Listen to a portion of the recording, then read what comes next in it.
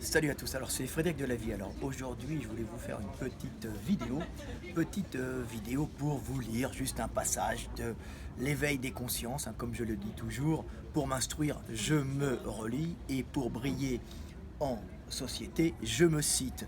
Alors je vais vous lire un petit passage de ce livre qui malheureusement maintenant va être inaccessible pendant à peu près 2 semaines, hein, donc en rupture de stock sur Amazon car il a été dans le top des ventes, hein, bien sûr sans publicité, sans soumission au réseau de distribution appartenant aux puissants.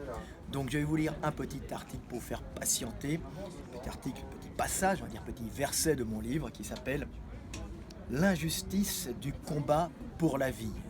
Un livre d'un grand auteur est toujours un livre qui quelque part est autobiographique, et un grand auteur est quelqu'un qui tire une analyse de son existence, c'est-à-dire de ses réussites et de ses échecs. Ayant vécu la réussite et les échecs, je peux donc écrire et devenir un grand auteur, si j'en tire une analyse de qualité.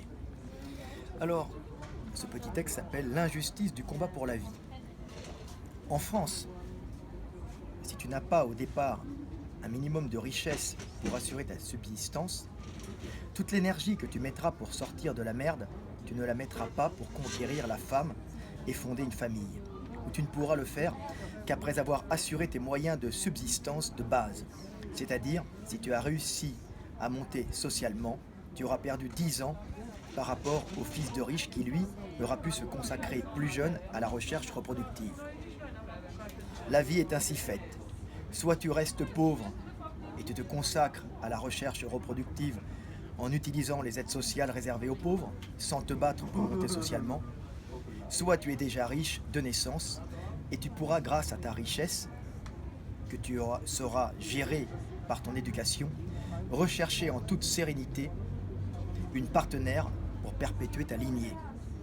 Celui qui est pauvre utilise son énergie et son temps pour monter socialement, est souvent en France, par l'intensité, l'âpreté et la permanence du combat, limité temporellement dans sa recherche reproductive et souvent stérilisé d'office. C'est ainsi qu'en France, pays de caste, ce sont les riches et les pauvres qui font le plus d'enfants. Tiré de L'éveil des consciences, le livre qui vous fout des claques dans la gueule, pour vous réveiller et pour vous apprendre à vivre en toute lucidité et à réussir votre existence. Qui voit la réalité du monde, voit Dieu et peut enfin être maître de son existence et tenter, avec le plus de chances possible de son côté, de réaliser ses rêves. Voilà, petite vidéo pour vous dire que l'éveil des consciences va être en rupture de stock, mais on va en réimprimer 4000 plus 10 000, car nous approvisionnons à chaque fois, nous récupérons l'énergie, l'argent accumulé, pour refinancer l'imprimeur, hein, puisque nous partons, c'est nous qui finançons, nous sommes libres, nous sommes indépendants, nous ne sommes pas soumis, donc nous utilisons ce que vous nous donnez pour pouvoir continuer à vivre et à exister. Hein. Ce que vous nous donnez, c'est un échange, car nous vous apportons notre savoir, notre analyse, et vous nous donnez votre force. Merci à tous, c'était Frédéric Delavier. Je rajoute aussi que ce livre est un travail de plus de 30 ans de réflexion, de 7 ans d'écriture, de 10 ans de dessin, et qu'il est le résultat de l'utilisation des réseaux sociaux, de l'interaction avec vous tous, qui me permet et qui nous permet de tirer des conclusions de nos discussions de ces réseaux sociaux qui sont en fin de compte la possibilité aux hommes de s'informer, de communiquer et de s'éveiller les uns les autres. Je vous remercie tous. L'éveil des consciences, le livre qui va changer la face du monde. À bientôt, c'était Fred Delavier.